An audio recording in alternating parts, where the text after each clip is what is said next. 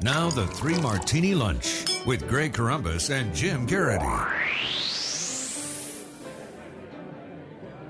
And welcome, everyone, to the Thursday edition of the Three Martini Lunch. Andrew Johnson of National Review and for Jim Garrity today. I'm Greg Corombos of Radio America. Good, bad, and crazy martinis for you as usual.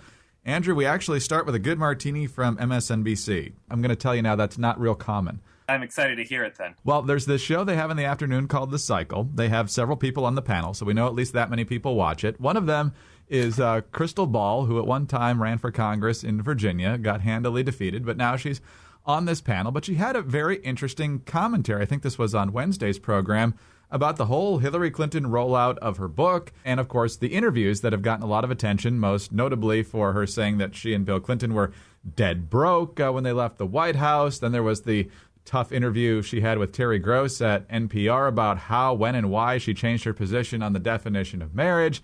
And she had an interesting Benghazi confrontation with Diane Sawyer, of all people. So Crystal Ball with an interesting comparison here that Republicans may find fascinating and irritating at the same time. As I've watched all of this unfold, I've begun asking myself an uncomfortable question.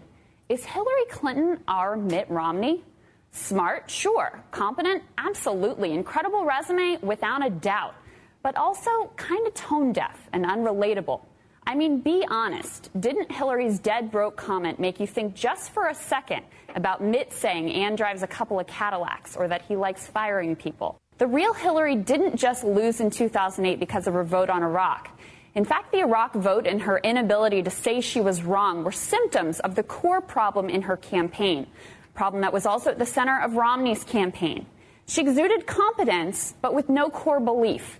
It seemed like the real answer to why she was running for president was simply because she wanted to be president. As much as some on the right were lukewarm towards Romney, I think they definitely prefer him to Hillary. But it's interesting that a lot of folks on the left, Andrew, not only have residual ill will towards Hillary because of the fierce Democratic debate from 2008, but they just don't see her being able to connect with people. Yeah, I mean, I'm usually pretty hesitant to accept Crystal Ball's analysis, given that her book report on Animal Farm said it was about the excesses of capitalism. But here, I actually think she has a pretty interesting point, and it's not the first time people like Ball and others have raised issues with Hillary Clinton. Actually, Crystal Ball a few months ago had brought up that she'd rather see Elizabeth Warren run.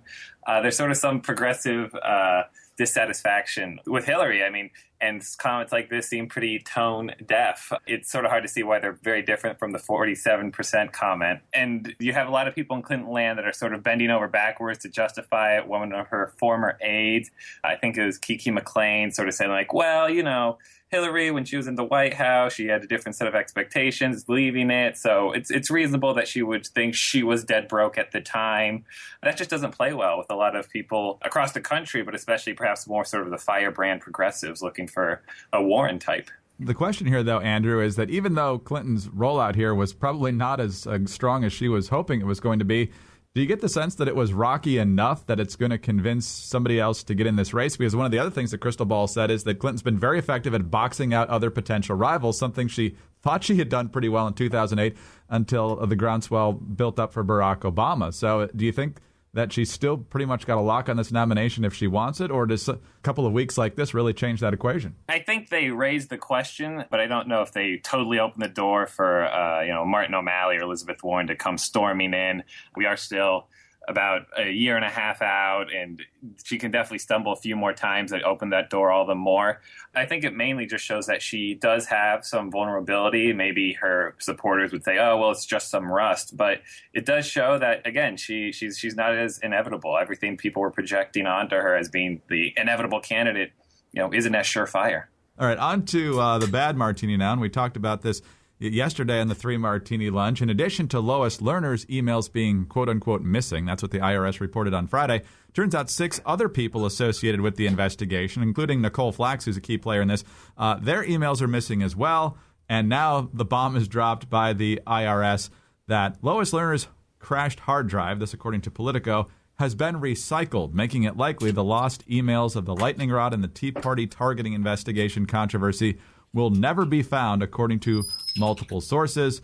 They quote Senator Orrin Hatch of Utah saying, "We've been informed that the hard drive has been thrown away." And so, Andrew, a couple different ways to look at this. First of all, the fact that they're coming up with this type of explanation that these crashes seem to happen to just the critical people in the investigation. Secondly, the media doesn't seem to care at all, even though there are some other pretty big stories out there.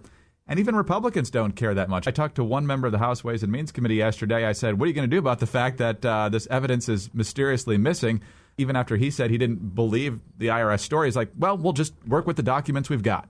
I'll stop short of saying this is a cover-up, but if you were to do a cover-up on this, doesn't this seem sort of like the way you might try and do it?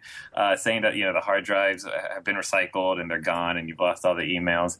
But yeah, the media's sort of looking the other way on it. There are other news stories, but I think it's sort of kind of been the Obama White House playbook, which is the other reason why Republicans are perhaps not as invested in it either, is that they just sort of controversialize, if that's a word, everything to the point where you kind of just have to throw your hands up and say, well, we just have to work with what we got at this point, because now it's just such a mess that even if you try and look into these hard drives, that's going to be an extended process of months, if not years, looking into that. And so you kind of just got to keep your head down and keep going, because these bumps always seem to happen whenever there's an investigation into something the Obama administration's doing. What do you make of where the investigation goes now? Is this a major kick in the shins to people trying to find the truth, or do you think there's enough still out there that they'll find something? I have to imagine there's something out there. That there would be more, but I think just the fact that you can't see the correspondences, which has sort of been what a lot of the Republicans have been basing their arguments on or basing their case on, sort of just makes it harder to perhaps find the smoking gun you thought was there. All right, on to the crazy Martini now. And next Tuesday is primary day and primary runoff day in the state of Mississippi. There are a couple other important primaries to keep an eye on as well, but the battle between longtime incumbent Thad Cochran and his Tea Party challenger Chris McDaniel really heating up. Just a couple of weeks ago, it was a razor-tight win, I guess, for McDaniel. He finished with the most votes, but nobody got to 50% because there was a minor third candidate in the race who prevented anybody from getting to 50%.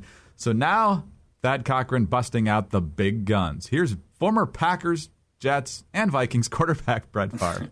I've learned through football that strong leadership can be the difference between winning and losing. And when it comes to our state's future, trust me, Mississippi can win. And win big with Thad Cochran as our strong voice in Washington. Whether it's getting critical funding for our schools, Thad Cochran always delivers, just like he did during Katrina. On June 24th, I encourage you to stand with a proven and respected leader, Thad Cochran. Please tell your family and friends, let's stand with Thad. The U.S. Chamber is responsible for the content of this advertising. That mention of the U.S. Chamber will get the McDaniel folks hackles up. And so the one tweet I saw that really cracked me up on this one, Andrew, was Thad Cochran is facing allegations that he doesn't know when to hang it up. So he's bringing out Brett Favre to make a case for him. That's actually pretty funny. I like that. I also like the idea that we have a bunch of football legends playing major parts in Republican primaries, because over in Georgia, we had Herschel Walker endorse Jack Kingston in that primary. So I guess you can see that's sort of an illustration of football being king in the South, and those voices being perhaps influential for people that aren't sure where they're going. They're not sure which way they're leaning. People that maybe wouldn't have been enthused to get out and vote on a primary, especially your second primary date in a month. So, hey, if you're going to pull out a celebrity in Mississippi, it might as well be Brett Favre.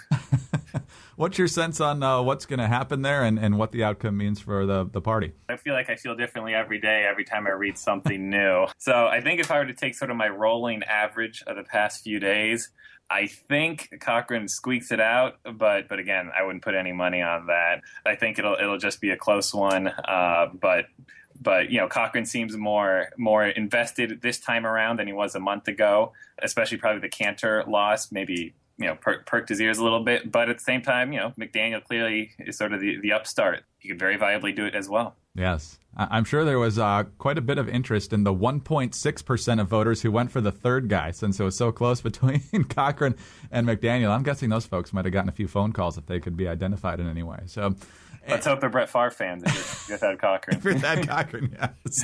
What rebel or bulldog is Chris McDaniel going to come up with in the next couple of days to even that out? It's hard to match Brett Favre in terms of Mississippi football legends. So Archie Manning, maybe. Got to go with old Archie. There you go. Andrew, we'll call it there. We'll do it again tomorrow. Thanks. Thank you. Take it easy. Andrew Johnson of National Review, and for Jim Garrity today, I'm Greg Columbus of Radio America. Thanks for being with us today, and be sure to join us again on Friday for the next 3 Martini Lunch.